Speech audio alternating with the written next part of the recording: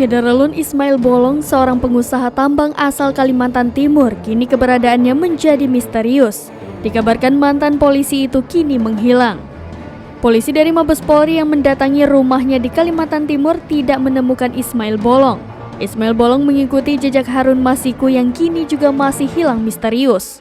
Harun Masiku kini ditetapkan buronan KPK dalam dugaan kasus korupsi. Sementara Ismail Bolong belum ditetapkan buronan, baru sebatas hendak diperiksa polisi terkait pengakuan kasus tambang.